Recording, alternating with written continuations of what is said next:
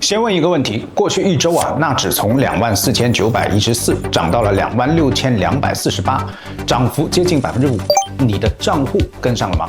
纳指不到2个月的这波上涨斜率超过了50%，会不会涨得越陡，风险堆得越高呢？本周完成了高位扭转，但是大盘偏偏没有跌破25,500点，到底该继续持股还是赶紧止盈？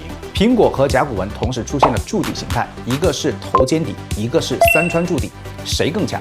还有 Harry 的新栏目，下周呢2个变量监测，美联储换帅和 CPI 数据，你准备好了吗？今天呢 Harry 带你复盘5月4号到5月8号的行情，再把下周的催化事件给你标出来。看完这期，你至少知道现在该贪婪还是该恐惧，哪些票能拿，哪些票得走。记得点赞、订阅、打开小铃铛，你的每一个赞都是 Harry 持续输出的动力。咱们直接开干。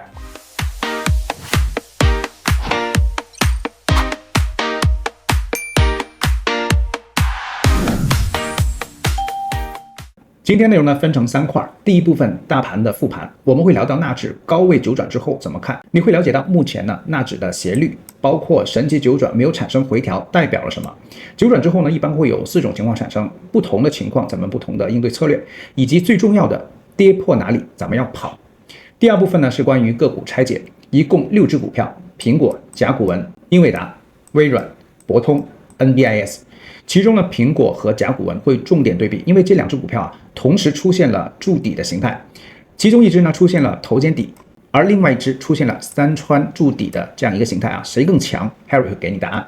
第3部分呢是关于下周市场变量的监测，5月11号到5月15号有几个变量将会产生。首先是美一的油价、美联储换帅以及 CPI 数据，提前给你标出来啊，不要到时候被消息面打得措手不及。所以呢，大家一定要看到最后。另外呢 ，Harry 有一个温馨提示，特别针对新订阅的粉丝朋友啊，我们的视频内容比较多，所以呢 ，Harry 把每一个内容做好了时间轴，划分好了段落，你只要在下方看时间轴拖动，就可以看到你最优先想要看到的内容。希望这个设置呢对你有帮助。好了，我们马上进入到第一部分。我们先来看一下大盘的走势啊，这是纳指，纳指呢5月4号到5月8号啊，表现可以用几个字来形容，强势到离谱。第一呢，这1个多月啊，大家可以看到纳指的上涨的斜率超过了50%，达到了55%。那很多新朋友呢可能不太理解什么叫做斜率啊 ，Harry 给你解释一下啊，斜率呢就是股价在一段时间内上涨的陡峭的程度。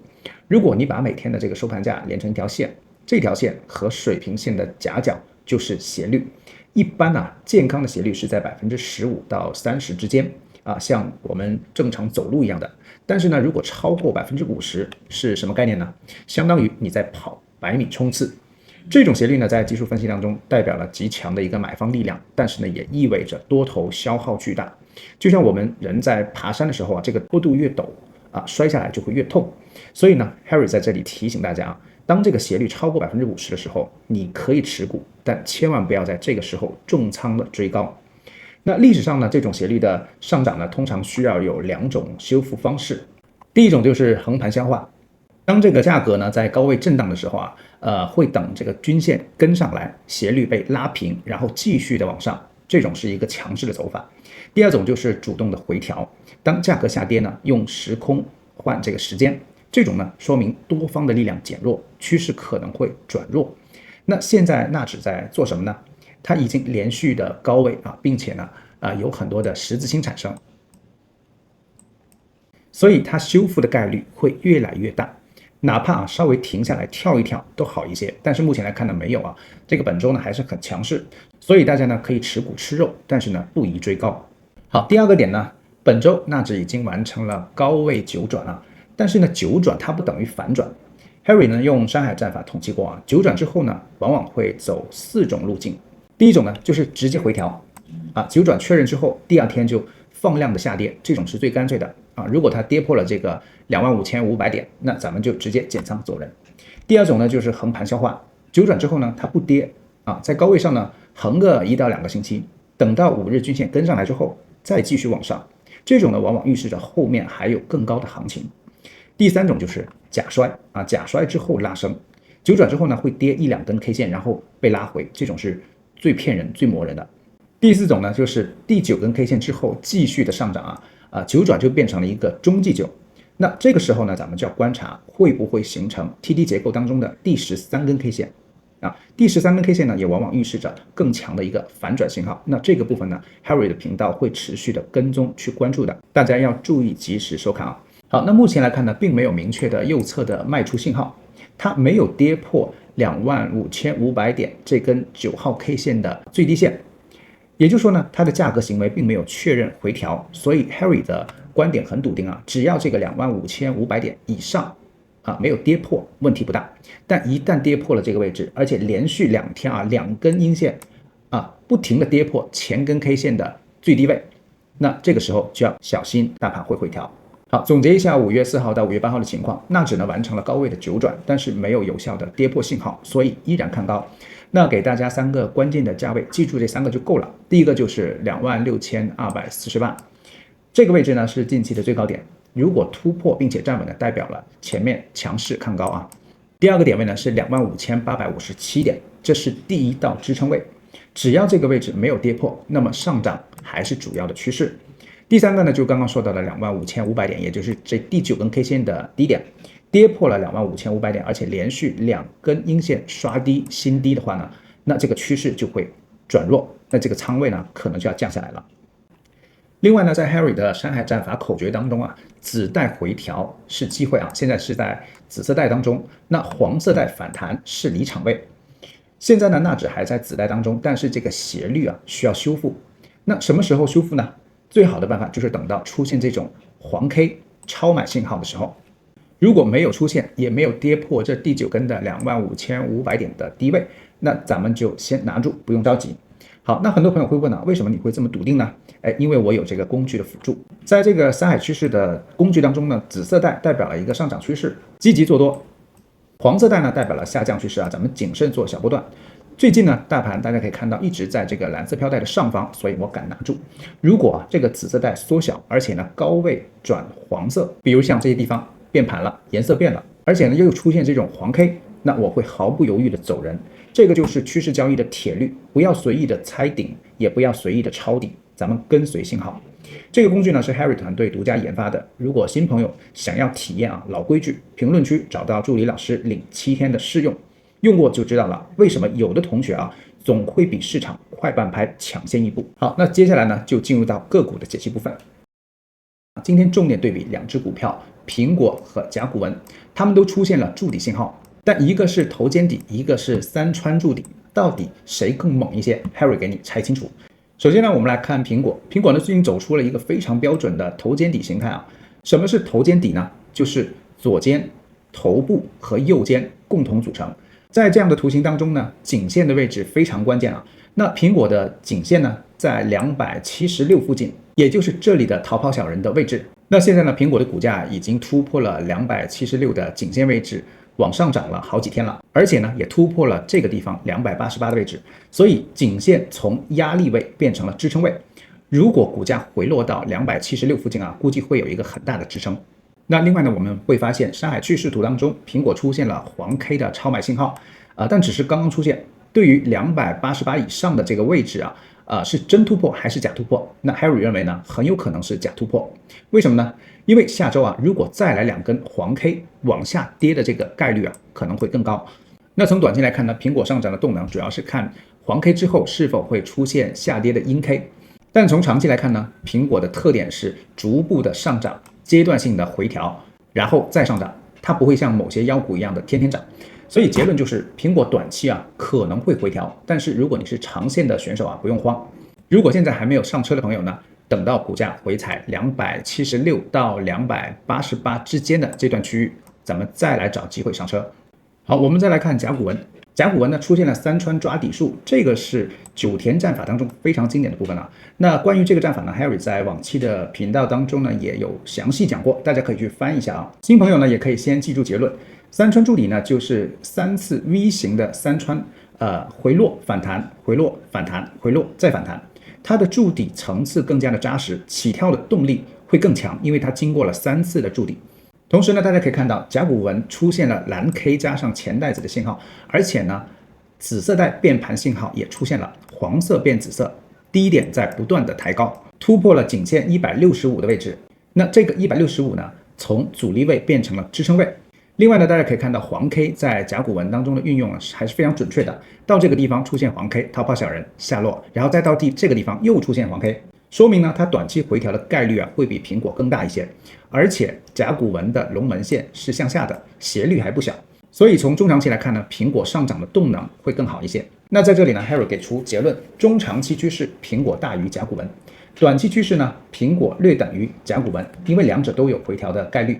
那甲骨文呢可能更大一些，但是回调之后上涨的速度可能会更快一些，因为打到颈线位置就有可能继续上涨，不断的抬高高点。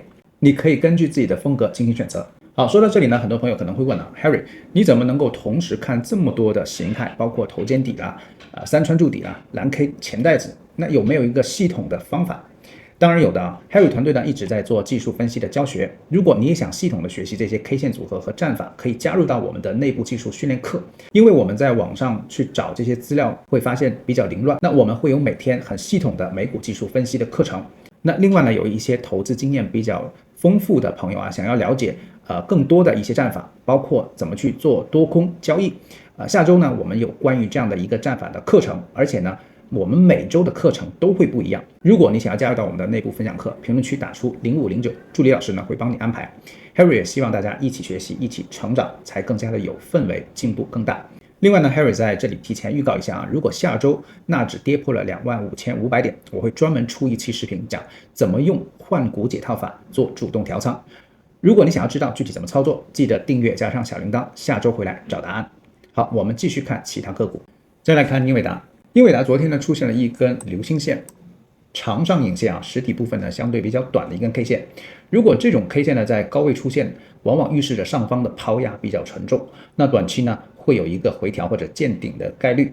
整体来说呢，英伟达的这个趋势不错，在紫色带的区域当中，而且呢又产生了蓝 K 和钱袋子的入场信号。截止到目前呢，已经有3天的中长阳线的产生。随着这几天的判断呢，Harry 也帮大家画了这些关键的点位。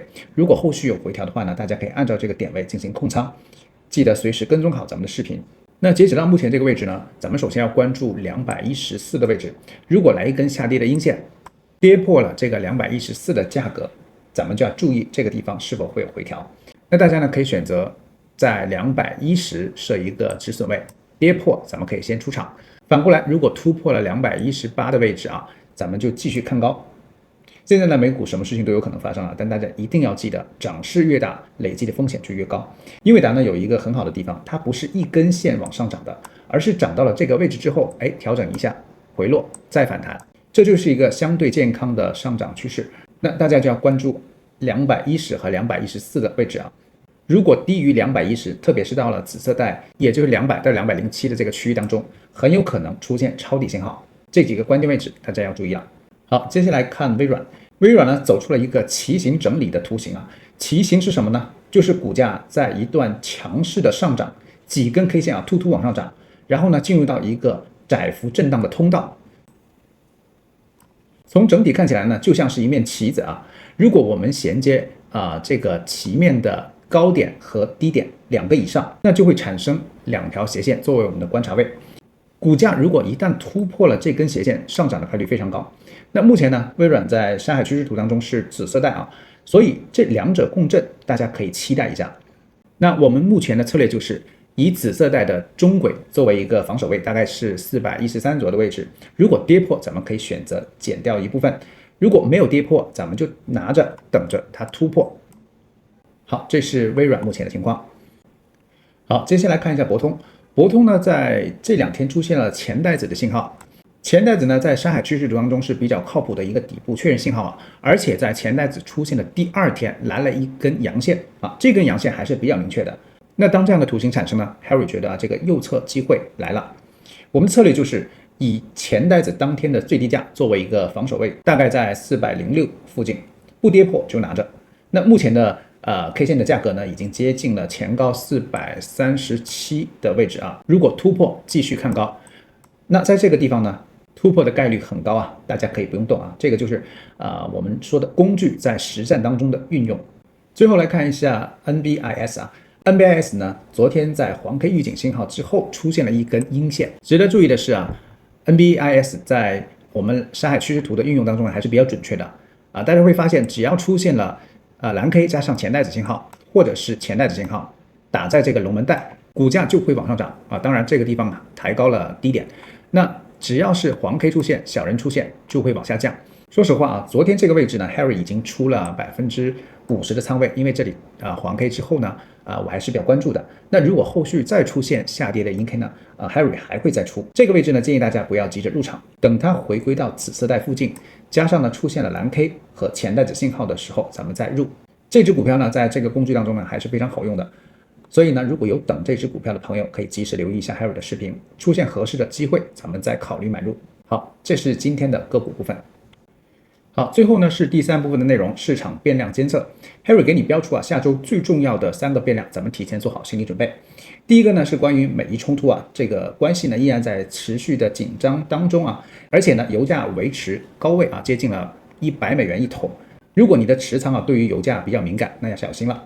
第二个呢，就是美联储换帅，5月15号呢，鲍威尔主席任期结束，那么沃使会接任，内部呢降息或者是加息的分歧非常的严重那政策的不确定性呢可能会影响一个市场的波动。